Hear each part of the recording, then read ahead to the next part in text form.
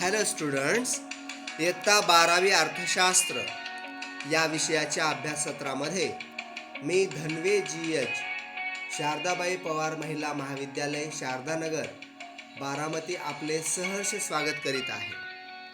आपण एकूण उपयोगिता आणि सीमांत उपयोगिता हा भाग पाहिलेला आहे. थोडक्यात उजळणी घेऊया आणि पुढे जाऊयात. एकूण उपयोगिता काय आहे तर उपभोक्त्याने सेवन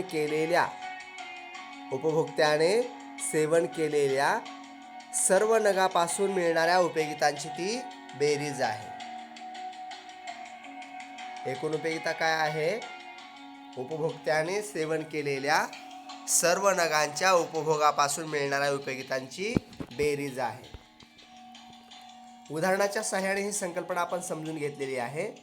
समजा की पहिल्या नगापासून 50, दुसऱ्यापासून 40 आणि तिसऱ्यापासून 30 एवढी सीमांत उपयोगिता मिळाली आणि या सर्वांची बेरीज किती आली? 120. याला आपण एकूण उपयोगिता असं म्हणालो होतो. त्याचं सूत्रसुद्धा आपण पाहिलेलं होतं. समजा की पहिल्या नगापासूनची उपयोगिता अधिक दुसऱ्या नगापासूनची उपयोगिता अधिक तिसऱ्या नगापासूनची उपयोगिता. एकूण उपयोगिता किती आली इथं? एकूण उपयोगिता आली 120.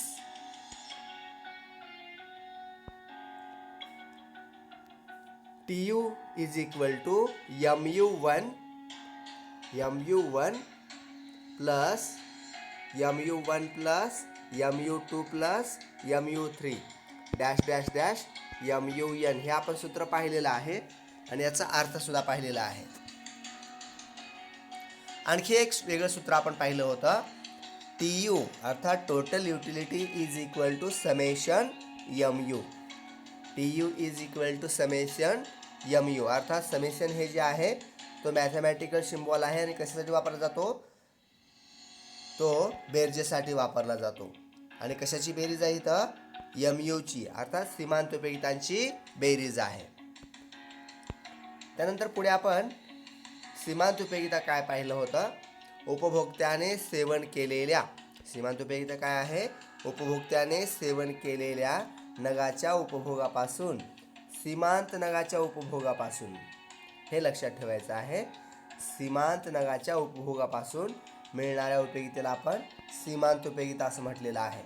किंवा शेवटच्या नगापासून किंवा जास्तीच्या नगापासून वाढीव नगापासून एका जास्तीच्या नगापासून किंवा वाढीव नगापासून मिळणाऱ्या उपयोगितेला आपण सीमांत उपयोगिता असे म्हणतो.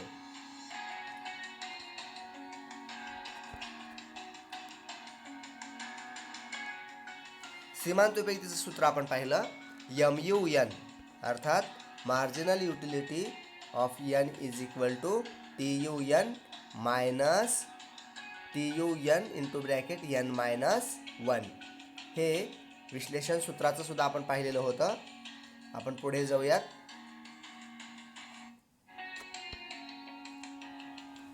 उदाहरणाच्या सहाय्याने ही संकल्पना आपण पाहिली होती.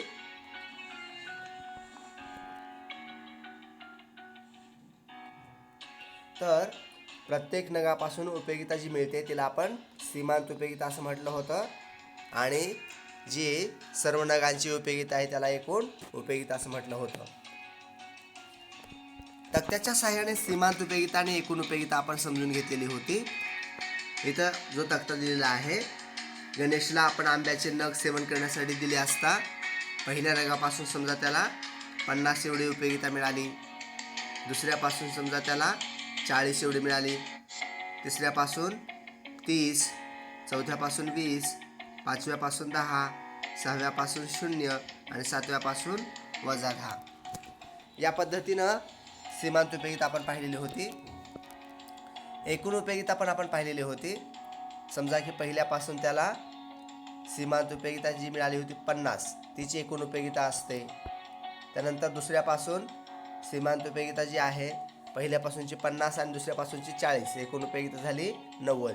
हे सगळं आपण सविस्तरपणे पाहिलेलं होतं. हे सविस्तर तक्ता आपण असा तयार केलेला होता.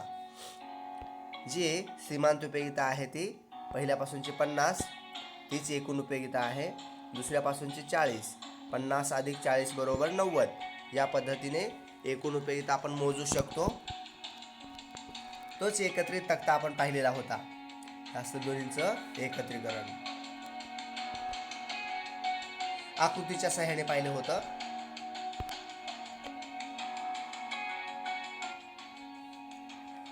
आकृतीमध्ये OX अक्षरावर आपण काय घेतलेलं होतं, OY अक्षरावर काय घेतलेलं होतं, आणि पहिल्या नगाच्या ठिकाणी दोन्ही समान असतात. दुसऱ्यापासून सीमांतुपयोगिता घटत जाते, एकूण उपयोगिता घटत दराने वाढत जाते. ज्यावेळेला सीमांतुपयोगिता 0 असते त्यावेळेला एकूण उपयोगिता सर्वाधिक असते.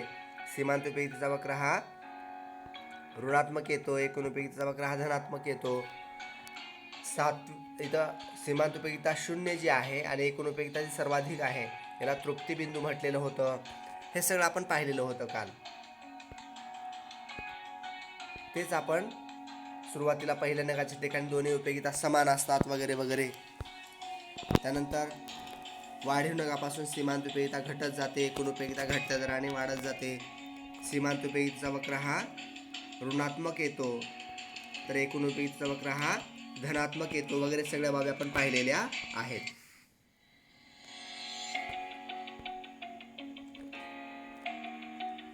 जेव्हा एकूण उपयोगिता सर्वाधिक असते तेव्हा सीमांत उपयोगिता ही 0 असते, त्याला तृप्तिबिंदू आपण म्हटलेलं होतं. या तृप्तिबिंदू नंतर जर सेवन केलं, आणखी नग जर दिले तर काय होतं हे पण आपण पाहिलेलं होतं. असमाधान होतं किंवा त्रास होतो त्याला.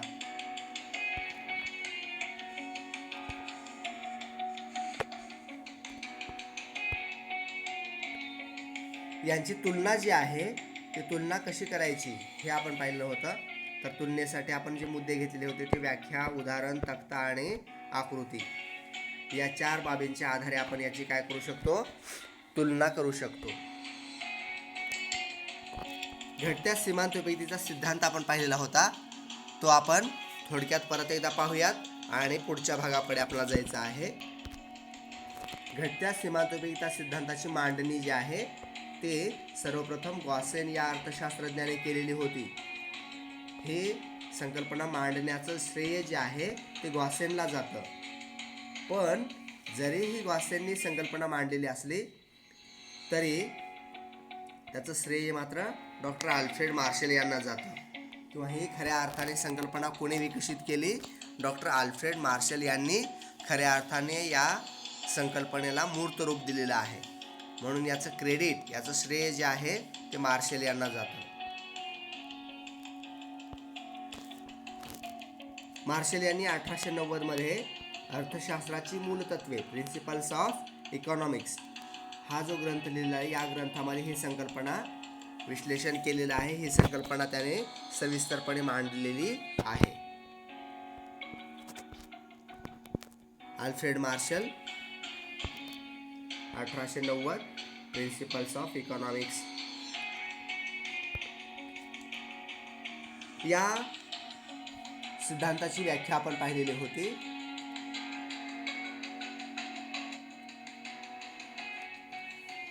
इतर परिस्थिती स्थिर असताना व्यक्तीजवळ उपलब्ध असलेल्या एखाद्या वस्तूच्या साठ्यात वाढ होत गेल्यास त्यापासून मिळणारी उपयोगिता किंवा समाधान घटत घटत जाते.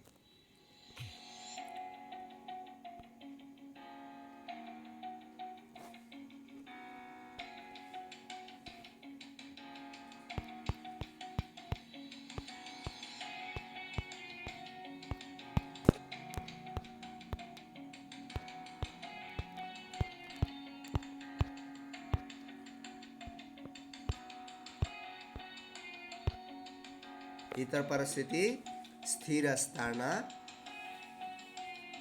व्यक्तीजवळ उपलब्ध असलेल्या एखाद्या वस्तूच्या साठ्यात वाढ होत गेल्यास त्यापासून मिळणारी उपयोगिता किंवा समाधान काय होतं, घटत घटत जातं.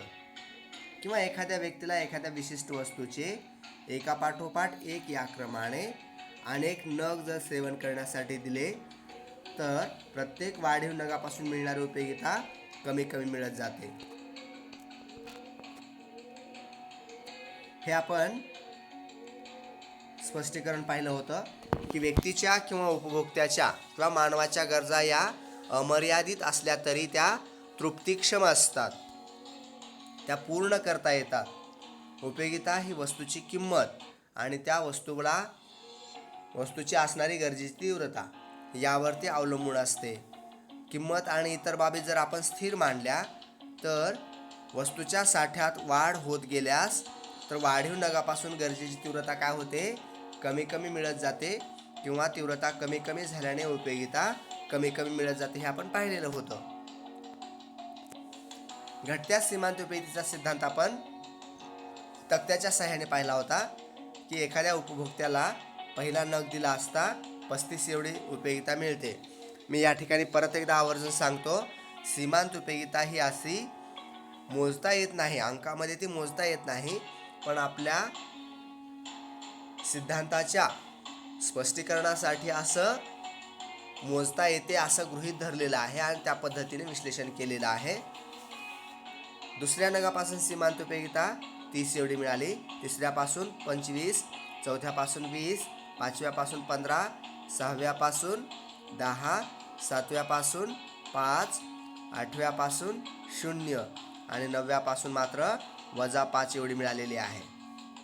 थोडक्यात काय, एखाद्या वस्तूचे नग जर आपण वाढवत गेलो तर उपयोगिता सुद्धा काय होते, घटत घटत जाते. तक्त्याचं स्पष्टीकरण करायला लागतं. त्यानंतर आपण आकृती पाहिलेली होती, घटत्या सीमांत उपयोगिता सिद्धांताची आकृती. उपभोक्त्याला आपण पहिला नग दिला असता सीमांत उपयोगिता 35 एवढी मिळालेली होती. दुसऱ्या नगापासून त्याला 30 एवढी उपयोगिता मिळालेली होती. तिसऱ्या नगापासून त्याला 25 एवढी, चौथ्या नगापासून त्याला 20 एवढी सीमांत उपयोगिता मिळालेली होती. पाचव्या नगापासून त्याला 15, सहाव्या नगापासून त्याला 10 एवढी उपयोगिता मिळालेली आहे. सातव्या नगापासून 5, आठव्या नगापासून 0 आणि आणखीन जर नग घेतले तर मात्र -5 होणार आहे. आकृतीचं सुद्धा स्पष्टीकरण करायला लागतं, कोणत्या अक्षावर काय घेतलेलं आहे वगैरे वगैरे, कोणता वक्र काय दर्शवितो. तर या ठिकाणी CU वक्र जो आहे तो CU वक्र सीमांत उपयोगिता दर्शवितो, तर AU वक्र हा एकूण उपयोगिता दर्शवितो.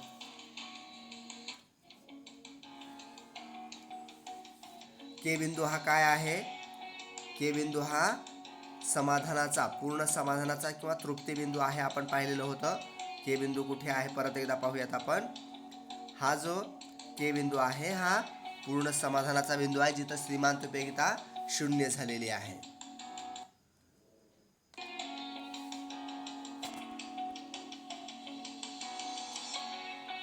आता आपण आज जो भाग पाहतो आहोत तो भाग सीमांत उपयोगिता या सिद्धांताची गृहीते, घटत्या सीमांत उपयोगिता सिद्धांताची गृहीतके आज आपण पाहणार आहोत. पहिलं जे गृहीतक आहे ते आहे विवेकशीलता, अर्थात उपभोक्ता किंवा जी व्यक्ती आहे ती कशी आहे, विवेकशील आहे. आता विवेकशील किंवा त्यालाच आपण सर्वसामान्य असं सुद्धा म्हणतो. आता प्रत्येक व्यक्ती विवेकशील असेलच असं नाही आणि प्रत्येक व्यक्ती विवेकशील नसते, म्हणूनच इथं काय केलेलं आहे, विवेकशीलता हे गृहीतक घेतलेलं आहे. कारण व्यवहारामध्ये किंवा प्रत्यक्ष अनेक व्यक्ती काय असतात, असामान्य असतात, अविवेकी असतात. काही व्यक्ती मद्यप्राशन केलेले असतात, म्हणजे दारू वगैरे पिलेले असतात, किंवा काही व्यक्ती वेड्या असतात, चमत्कारिक असतात. तर या वेड्या, चमत्कारिक, मद्यप्राशन केलेल्या दारुड्या व्यक्तींना आपण सर्वसामान्य म्हणू शकत नाही. म्हणजे आपल्या सिद्धांतासाठी हा सिद्धांत आपण प्रयोग करायचा ठरवला तर हा सिद्धांत कोणाबाबत खरा ठरतो, तर जी व्यक्ती काय आहे, विवेकशील आहे, सर्वसामान्य आहे, अशा विवेकशील आणि सर्वसामान्य व्यक्तीबाबतच हा सिद्धांत काय होणार आहे, खरा ठरणार आहे. इतर व्यक्तीबाबत हा सिद्धांत खरा ठरणार नाही. म्हणजे जी व्यक्ती असामान्य आहे, मद्यप्राशन केलेली आहे, वेडी आहे, चमत्कारिक आहे, अशा व्यक्तीबाबत हा सिद्धांत खरा ठरणार नाही. तर पहिलं गृहीतक आपल्याला कळलेलं असावं की उपभोक्ता हा ज्या व्यक्तीच्या बाबत हा सिद्धांत आपल्याला पडताळून पाहायचा आहे किंवा ज्या व्यक्तीला हा आपण सिद्धांत लागू करणार आहोत, ती व्यक्ती किंवा तो उपभोक्ता हा सर्वसामान्य आहे, विवेकशील आहे, तो अपसामान्य किंवा तो मद्यप्राशन केलेला चमत्कारिक वेडा असा नाही, तर तो सर्वसामान्य आहे, विवेकशील आहे. अशाच व्यक्तीबाबत हा नियम लागू पडणार आहे. दुसरं गृहीतक आहे संख्यात्मक मापन. अर्थात उपयोगितेचं संख्येमध्ये किंवा अंकात मापन करता येतं. संख्यात्मक किंवा अंकात्मक मापन करता येतं, करणं शक्य आहे. आता असं गृहीतक का घेतलं याची पार्श्वभूमी पाहून घेऊयात. असं गृहीतक का घ्यावं लागलं? कारण वास्तव परिस्थिती अशी आहे की उपयोगिता ही मानसशास्त्रीय संकल्पना आहे. ती डोळ्यांना दिसत नाही किंवा तिला आपण स्पर्श करू शकत नाही. तिची फक्त आपल्याला काय होत असते? जाणीव होत असते. मग ती गणितीय प्रक्रिया जी आहे ती पूर्ण करता यावी, उपयोगिता मोजता येते असं का गृहीत घेतलं? कारण उपयोगिता वाढते आहे की कमी होते आहे हे फक्त अंदाजे सांगण्यापेक्षा अंकात सांगता यावं म्हणून आपण गृहीतक घेतलेलं आहे. वास्तवात उपयोगिता ही मानसशास्त्रीय संकल्पना आहे, ती मोजू शकत नाही आणि म्हणूनच ती मोजता येत नसल्यामुळेच आपल्याला काय केलेलं आहे? उपयोगिता ही संख्येमध्ये मोजता येते असं गृहीतक घ्यावं लागलेलं आहे किंवा आपण तसं मानलेलं आहे. वास्तवात उपयोगिता अशी मोजता येत नसते. जाऊया पुढे. तर उपयोगितेचं संख्यात्मक मापन शक्य नाही, पण तरीसुद्धा आपण या सिद्धांताच्या स्पष्टीकरणासाठी, आपण याचा अर्थ डॉक्टर अल्फ्रेड मार्शल यांनी या सिद्धांताच्या स्पष्टीकरणासाठी उपयोगिता ही अंकामध्ये किंवा संख्येमध्ये मोजता येते असं गृहीतक घेतलेलं आहे.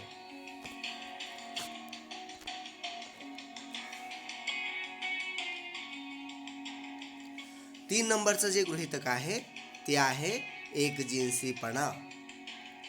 काय गृहीतक आहे? एकजिन्सीपणा. अर्थात जेवढे नग उपभोक्ता घेणार आहे ते सर्व नग किंवा उपभोक्त्याला आपण जे काही नग सेवन करण्यासाठी देणार आहोत ते सर्व नग रंगाच्या दृष्टिकोनातून, त्याच्या आकाराच्या आणि रूपाच्या दृष्टिकोनातून, स्वरूपाच्या दृष्टिकोनातून, आकाराच्या दृष्टिकोनातून, वजनाच्या दृष्टिकोनातून, त्याचं जे आवरण किंवा वेष्टन आहे ते, त्याची चव, या सर्व दृष्टीने सर्व नग काय आहेत? सारखे आहेत किंवा समान आहेत असं गृहीत घेतलेलं आहे. वास्तवात व्यवहारामध्ये काय आहे, प्रत्यक्ष काय आहे हे समजून घ्या. प्रत्यक्षामध्ये असे नग सारखे नसतात, एकसारखे नसतात, समान नसतात. एकाच झाडाचे दोन फळंसुद्धा सारखे असू शकत नाही, कारण त्याच्या रंगामध्ये फरक पडतो, त्याच्या स्वरूपामध्ये, आकारामध्ये फरक पडतो, त्याच्या वजनामध्ये फरक पडतो, त्याच्या चवीमध्ये फरक पडतो. आणि म्हणून हा जर फरक पडला तर उपयोगिता कमी होण्याऐवजी काय होऊ शकते? वाढू शकते. समजा की आपण उपभोक्त्याला जे काही नग दिलेले आहेत, पहिला नग दिला, दुसरा नग दिला, तिसरा नग दिला, तर इथं आंब्याचा पहिला, दुसरा आणि तिसरा हे 3 नग आपण दिलेत समजा. पण पहिला नग आंबट होता, दुसरा नग पण आंबट होता आणि तिसरा नग जर गोड असेल तर इथं उपयोगिता जी आपण कमी होते असं दाखवलेलं होतं, तर ती कमी होण्याऐवजी तिसऱ्या नगापासून उपयोगिता काय होईल? वाढत जाईल असं. म्हणून इथं आपल्याला काय गृहीतक घेतलेलं आहे की उपयोगितेसाठी किंवा उपभोगासाठी आपण जे नग घेणार आहोत ते सर्व नग रंगाच्या दृष्टिकोनातून, आकाराच्या दृष्टिकोनातून, वजनाच्या दृष्टिकोनातून काय आहेत? सर्व नग समान किंवा सारखे आहेत असं आपण गृहीतक घेतलेलं आहे.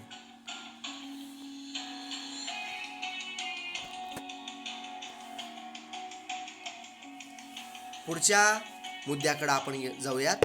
पुढचं जे गृहीतक आहे ते आहे उपभोगातील सातत्य किंवा उपभोग सातत्य. उपभोक्त्याला जे नग आपण सेवन करण्यासाठी दिलेले आहेत किंवा देणार आहोत त्यामध्ये खंड असता कामा नये. म्हणजे ते पहिला नग दिला की त्याच्यामध्ये लगेच कंटिन्यूमध्ये दुसरा नग द्यायला पाहिजे. म्हणजे त्याच्यामध्ये खंड पडता कामा नये. आपण जर समजा सकाळी एक नग दिला, दुपारी एक नग दिला आणि संध्याकाळी एक नग दिला असं करून नाही चालणार. एकदा का नगाचे सेवन सुरू केले, एखाद्या वस्तूचे नग जर आपण सेवन करण्यासाठी दिले तर त्यामध्ये सातत्य असायला हवं. त्यामध्ये खंड पडता कामा नये. एकापाठोपाठ एक या क्रमाने ते नग आपण त्याला देत जायला पाहिजे किंवा दिले गेले पाहिजे. तरच उपयोगिता काय होईल, कमी होईल. समजा आपण जर त्यामध्ये खंड ठेवला किंवा खंड पडला तर उपयोगिता कमी होण्याऐवजी काय होऊ शकते, वाढत जाऊ शकते. समजा आपण आता उन्हाळ्याचे दिवस आहेत, एखाद्या व्यक्तीला आपण सरबत पिण्यासाठी दिलं आणि सरबत देत असताना एक सरबताचा ग्लास सकाळी दिला, दुसरा दुपारी दिला आणि तिसरा संध्याकाळी दिला, तर दुपारच्या ग्लासमध्ये असणारी उपयोगिता किंवा दुपारच्या ग्लासमधून मिळणारी उपयोगिता ही निश्चितपणे जास्ती असेल. म्हणजे इथं उपयोगिता कमी होण्याची काय झाली, दुपारच्या ग्लासमध्ये वाढत गेली. आणि हे कशामुळे घडलं, तर जो खंड पडला सेवनामध्ये, जो खंड पडला त्यामुळे असं घडलेलं आहे. मग असं घडू नये म्हणून आपण काय गृहीत घेतलेलं आहे, उपभोगामध्ये सातत्य असायला पाहिजे. एकदा का नग आपण सेवन करण्यासाठी दिले ते कधीही देऊ. समजा सकाळी दिले तर पहिला, दुसरा, तिसरा ग्लास या पद्धतीने आपण ते देऊ शकतो. दुपारी दिले तर तसंच. म्हणजे उपभोगामध्ये काय असता कामा नये, खंड पडता कामा नये. अशा पद्धतीचं एक गृहीतक आपण घेतलेलं आहे, उपभोगातील सातत्य. पुढे जाऊयात.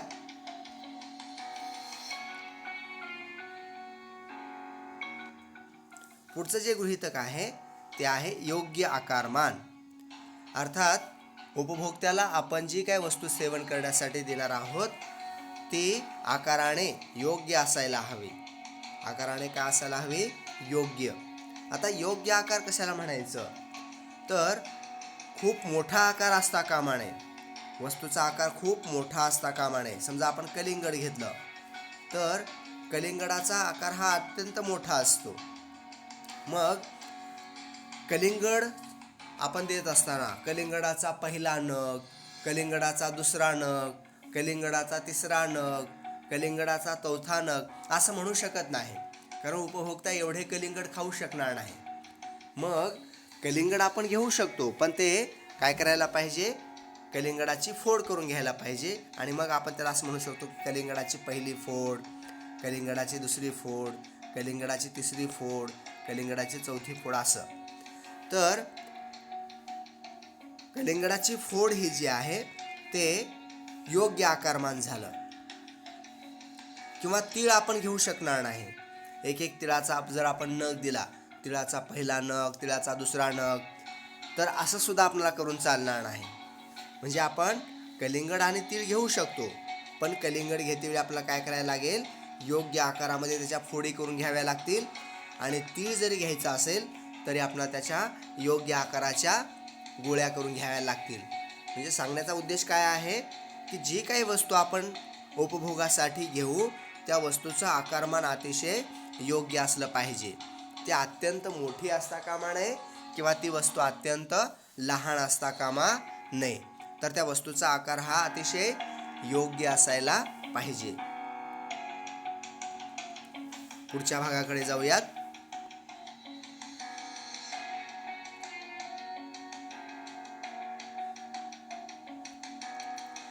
पुढचं जे गृहीतक आहे ते आहे स्थिरता.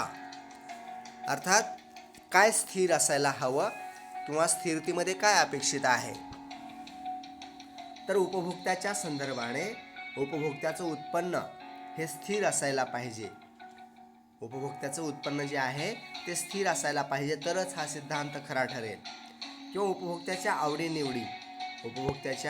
आवडीनिवडी स्थिर असायला पाहिजे, त्यामध्ये बदल होता कामा नये.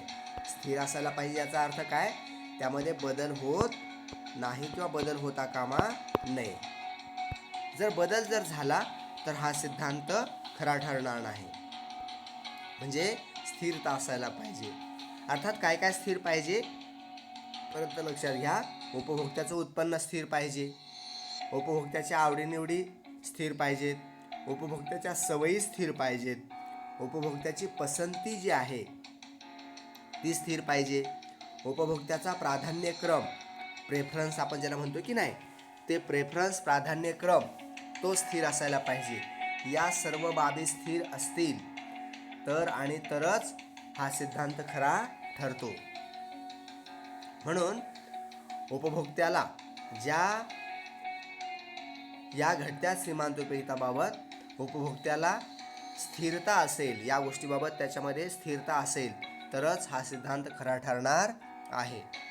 शिवाय पैशाची सीमांतोपयोगिता ही स्थिर असायला पाहिजे. उपभोक्त्याच्या संदर्भाने पैशाची सीमांतोपयोगिता स्थिर असेल, हा घटक जर स्थिर असेल तरच हा सिद्धांत खरा ठरणार आहे. चला आपण पुढच्या गृहीतकाकडे जाऊयात. पुढचं गृहीतक जे आहे, डॉक्टर मार्शल यांनी पुढचं गृहीतक काय घेतलेलं आहे, ते घेतलेलं आहे विभाज्यता. अर्थात विभाज्यता काय आहे हे आपण पाहूयात. विभाज्यता याचा अर्थ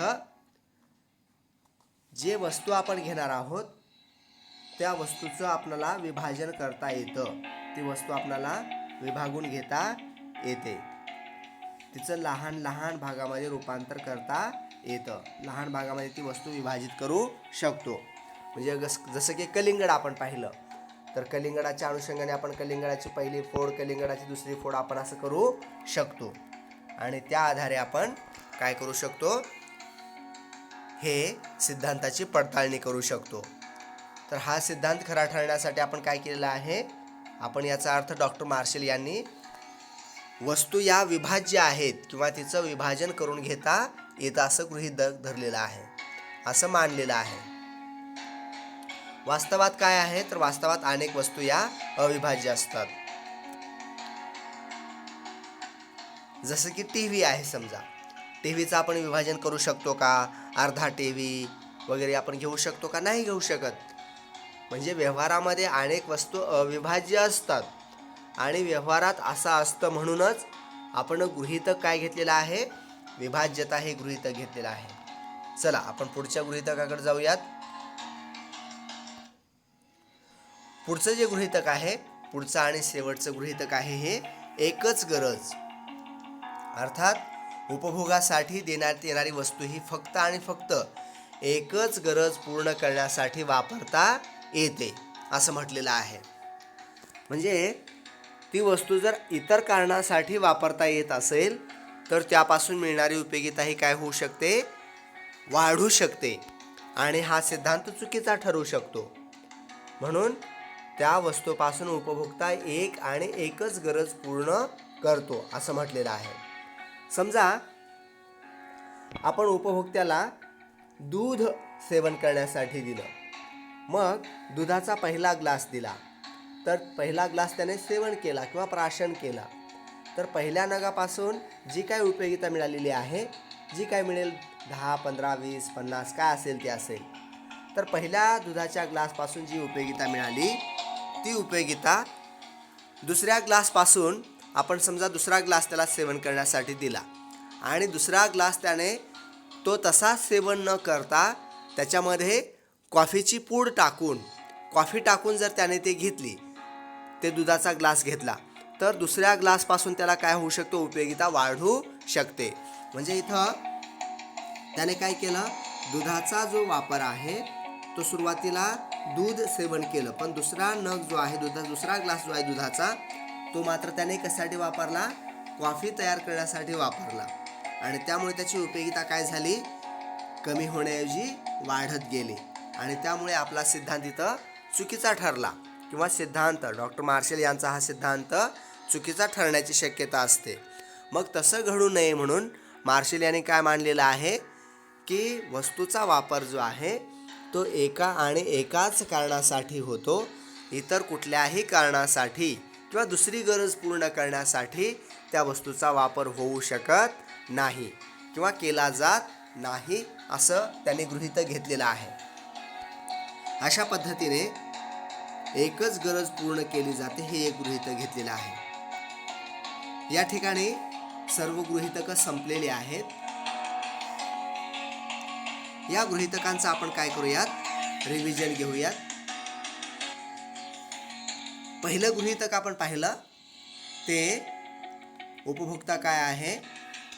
उपभोक्ता हा विवेकशील आहे किंवा उपभोक्ता हा सर्वसामान्य आहे असं आपण पहिलं गृहीतक घेतलेलं आहे.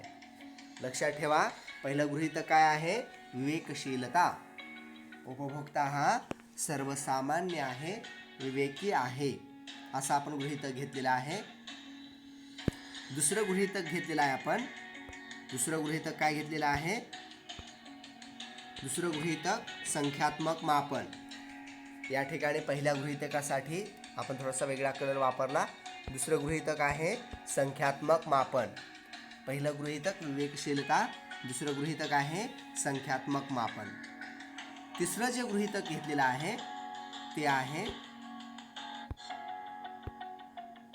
एकजिन्सीपणा. तिसरं गृहीतक काय घेतलं आपण, एकजिन्सीपणा. अर्थात पहिलं विवेकशीलता ज्याला आपण पर्पल कलर वापरलेला आहे. दुसरं संख्यात्मक मापन ज्याला आपण ग्रीन कलर वापरलेला आहे. तिसरं एकजिन्सीपणा ज्याला आपण ऑरेंज कलर वापरलेला आहे. चौथं गृहीतक आपण त्याच्यासाठी आपण काय करूयात, रेड कलर वापरूयात. चौथं गृहीतक आहे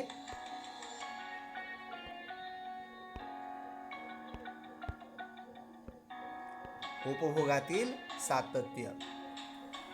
ठीक आहे, परत एकदा सांगतो. पहिलं गृहीतक आहे विवेकशीलता. पहिलं गृहीतक काय आहे, विवेकशीलता. दुसरं गृहीतक काय आहे, दुसरं गृहीतक आहे संख्यात्मक मापन. तिसरं गृहीतक काय आहे, एकजिन्सीपणा. आणि चौथं गृहीतक आहे उपभोगातील सातत्य. ठीक आहे, विवेकशीलता, संख्यात्मक मापन, एकजिन्सीपणा आणि उपभोगातील सातत्य. पुढची गृहीतक आहेत योग्य आकारमान. 5 नंबरचं जे गृहीतक आहे ते आहे योग्य आकारमान. 5 नंबरचं गृहीतक काय आहे, योग्य आकारमान. ठीक आहे. 6वं गृहीतक जे आहे ते 6वं गृहीतक आहे स्थिरता. 6वं गृहीतक काय आहे, स्थिरता. 7वं गृहीतक जे आहे ते 7वं गृहीतक आहे विभाज्यता. 7वं गृहीतक काय घेतलेलं आपण, विभाज्यता. आणि 8वं गृहीतक आपण घेतलेलं आहे ते आहे एकच गरज. तर अशा पद्धतीने या ठिकाणी वेगवेगळी गृहीतक आपण पाहिलेली आहेत. या गृहीतकाच्या आधारे घटत्या सीमांत उपयुक्ततेचा सिद्धांत स्पष्ट करण्याचा प्रयत्न डॉक्टर अल्फ्रेड मार्शल यांनी केलेला आहे. या ठिकाणी घटत्या सीमांत उपयुक्ततेचा सिद्धांत आपण संपवलेला आहे. पुढील भागामध्ये आपण काय पाहणार आहोत तर ते पुढील भागामध्ये भेटूया. थँक्यू, धन्यवाद, आभारी आहे. भेटूया उद्याला पुढील लेक्चरमध्ये.